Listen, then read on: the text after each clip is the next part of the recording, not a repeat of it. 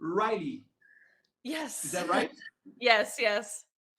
Rilley, first of all, thank you very much. It's nice to see you again. We met ourselves at a CPAC in DC this last week. And it's a great honor to talk with you and see that we have a lot of Americans and stand on the same side of us down here in Brazil. And my first question actually is to ask you to talk to us here in Brazil about your experience. How was compete against a transgender in a swimming pool? Right.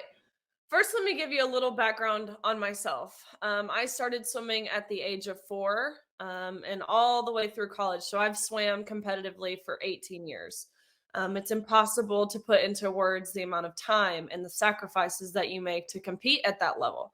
I've tried for the Olympics twice. I've done some really incredible things in my career.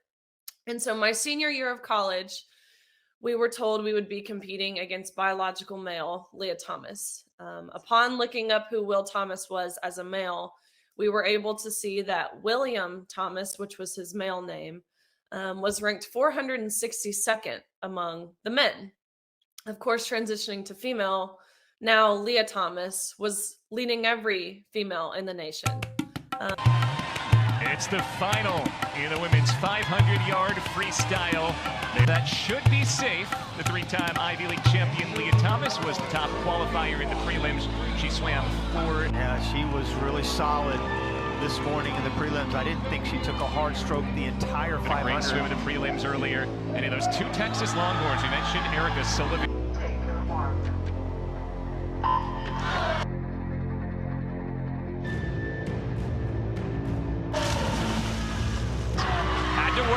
She was pushed over the first 350 meters. Thomas wins the NCAA championship. And she's the favorite again tomorrow in the 200-yard freestyle. Wyatt takes second, Erica Sullivan third, and now Leah Thomas is with Elizabeth Beisel. Leah, how did that performance measure up to your expectations coming into this meet tonight? I didn't have a whole lot of expectations for this meet. I was just happy to be here trying to race and compete as best as I could. That first, what a surprise! Yeah, right.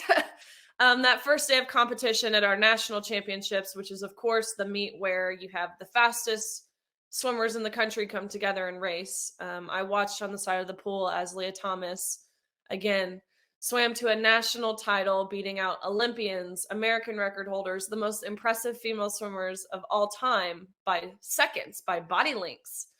So that next day of competition, Thomas and I competed against each other in the 200 freestyle. And you asked me how I felt. It felt like I was going into this race with my hands tied behind my back. It's impossible, even myself who's put in so much work, so much dedication, so much time, it felt impossible for me to beat this person who has male advantage. Males, of course, they have larger heart, larger lungs. Of course, they're taller.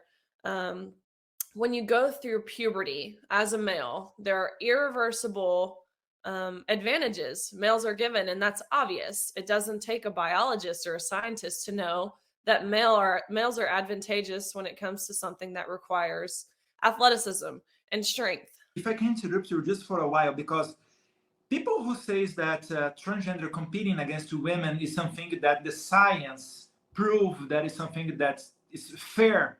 Can you tell us about, from the point of view of the biology, if this is really fair, what does the science tells you about that? We have science that tells us that is not true.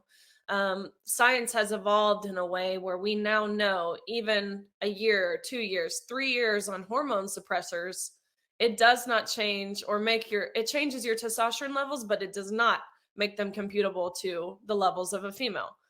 The average female's testosterone levels is anywhere from 0.8 to 1.2 nanomoles per liter. The average male is 20 times higher than that. So even with these men reducing their testosterone levels, they're not reducing it enough to where it's fair. And even if they were to get to fair levels, there are still certain things that will never change with hormone suppression.